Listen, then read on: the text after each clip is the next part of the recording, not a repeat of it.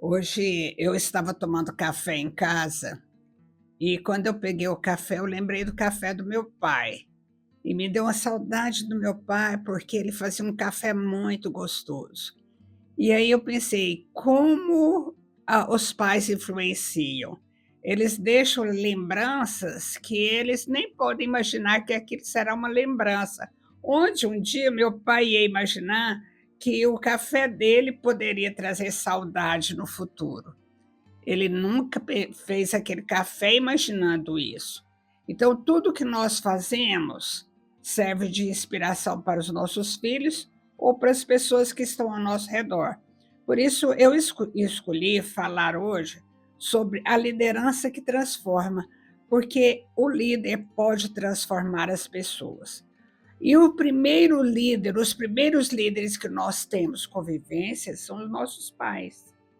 Talvez os pais nem pensem nisso, mas os pais são líderes, são mentores e são inspiradores para os seus filhos. O modelo de liderança dos pais é provavelmente o modelo que no futuro seus filhos irão adotar.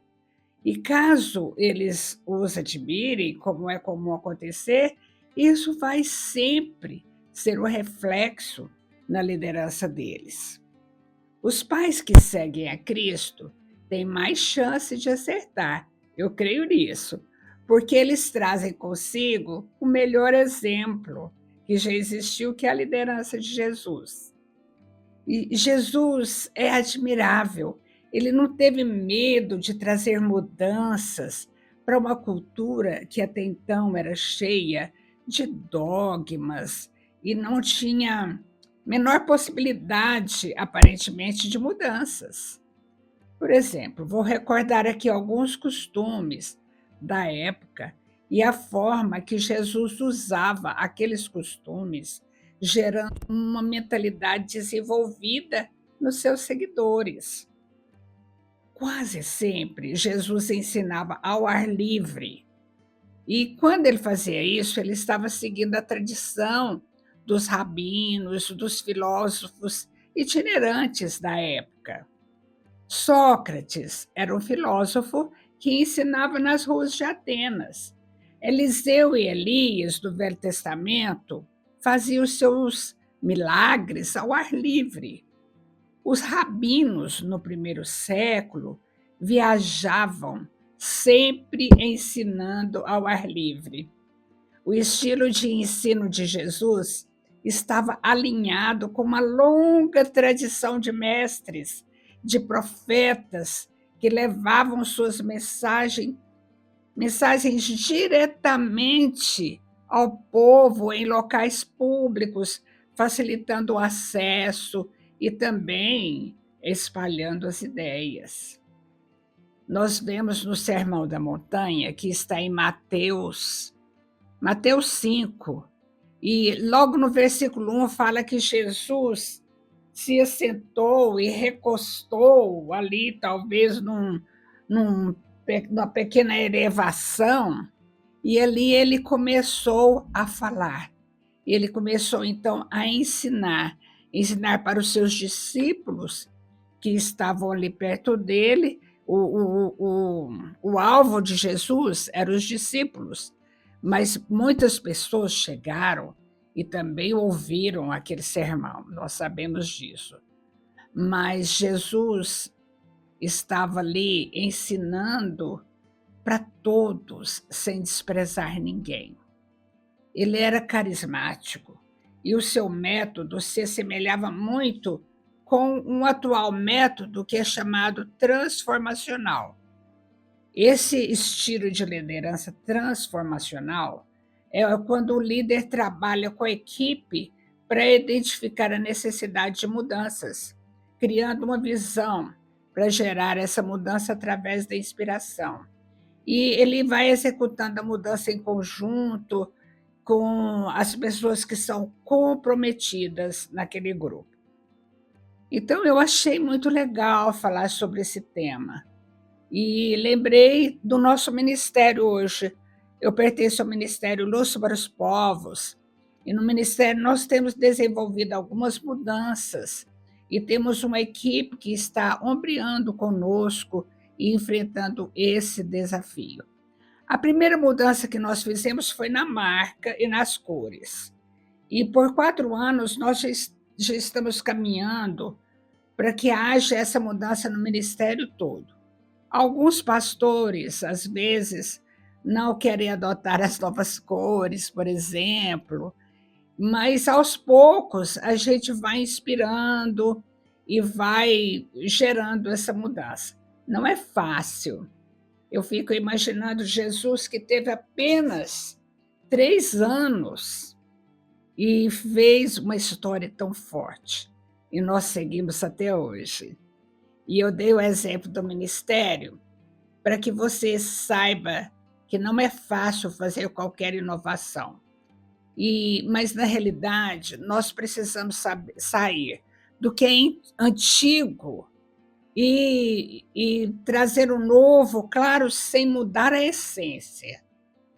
E essa atualização é saudável, tudo se atualiza e você também precisa se atualizar.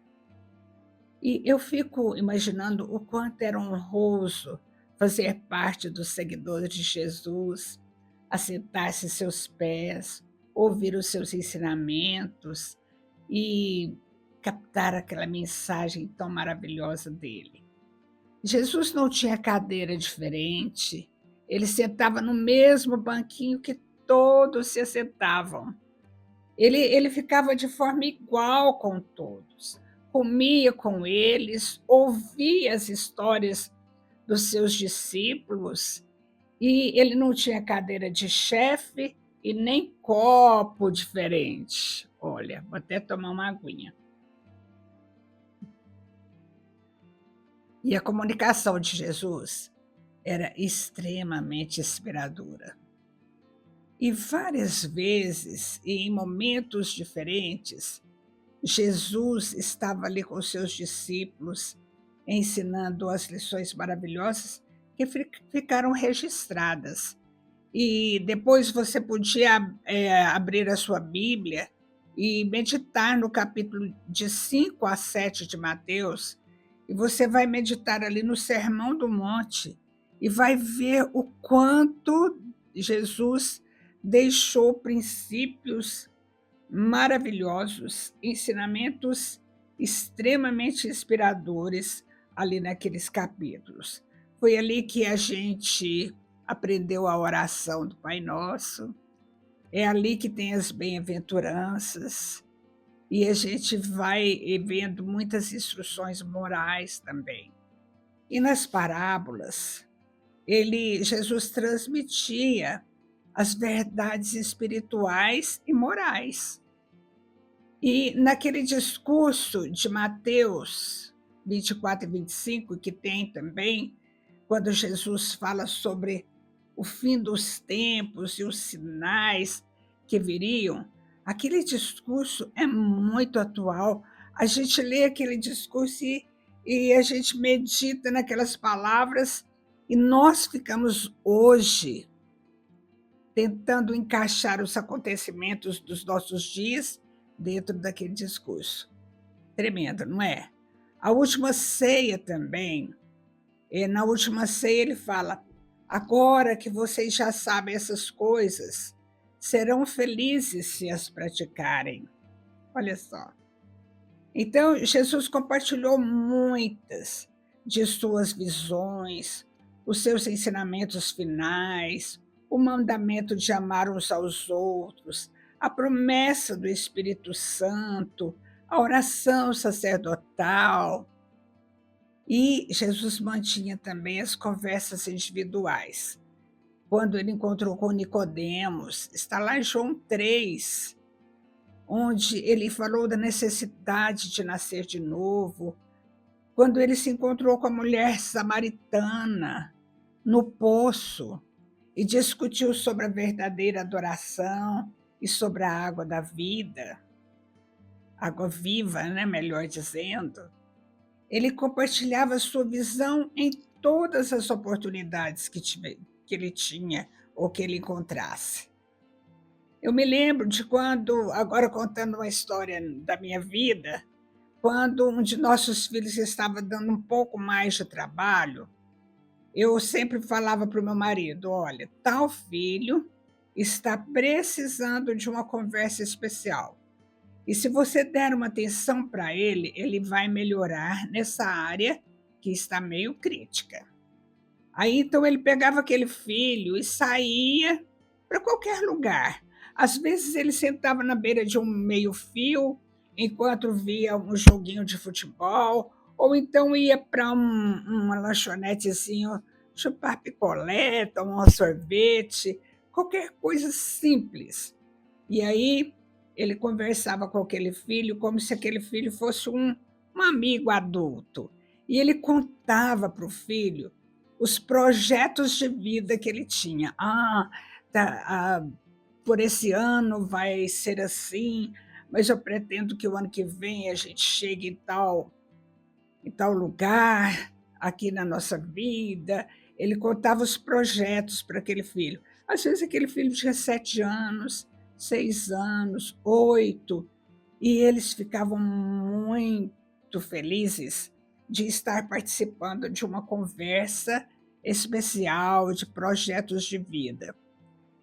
E sabe o que acontecia? Não precisava de falar daquela área que estava crítica, porque só daquele filho sentir que ele foi valorizado, que ele foi visto como uma pessoa capaz de compreender os projetos de vida do pai, ele melhorava naquela área que ele estava dando trabalho. Era incrível.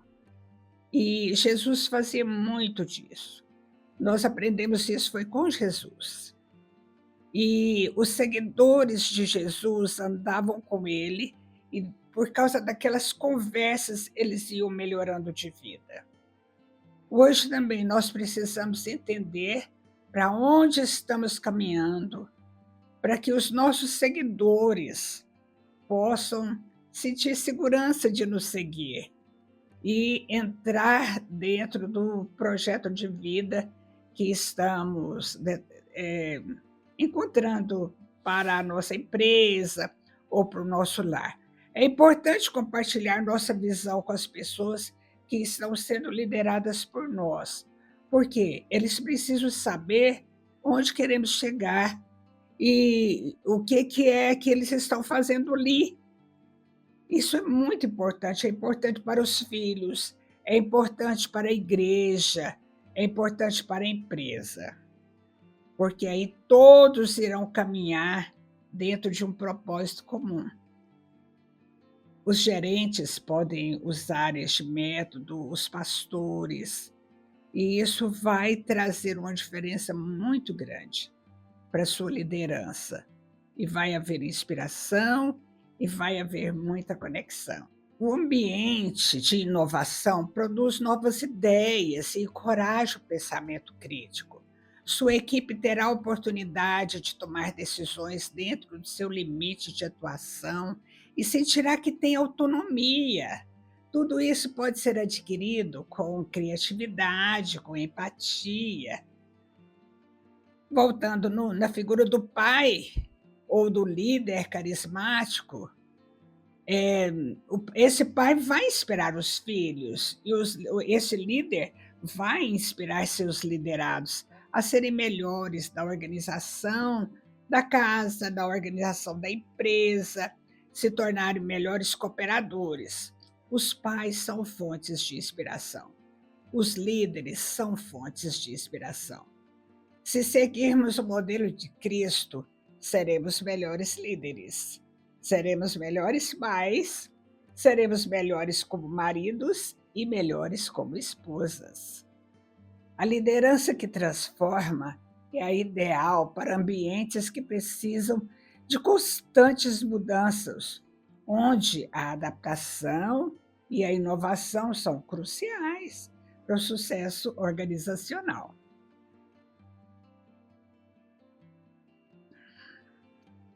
O lar e a igreja são ambientes que necessitam de constantes mudanças, de consertos, de reparos. tanto grandes quanto pequenos. Nós moramos numa casa grande e constantemente essa casa precisa de reparo em alguma área que foi danificada com o tempo, que foi desgastada pelo uso, e também assim acontece na nossa área de liderança. O tempo desgasta, enferruja e precisamos modificar, colocar peças novas, dar uma nova aparência. As igrejas precisam disso. Nós não podemos rejeitar mudanças. A inovação faz parte do cristianismo. Aprendemos isso com Jesus. Ele é o nosso líder transformacional. Ele nos transforma. Ele me transformou e eu creio que ele também transforma você dia a dia. Ele já te transformou? Ainda não? Então deixa essa transformação acontecer. Não fique parado no tempo, porque o tempo passa, não dá para correr atrás dele mais. Deixe a transformação acontecer constantemente na sua vida como líder, como pai, como mãe. Seja um líder que transforma, que a sua liderança possa causar isso no meio em que você atua. Um abraço.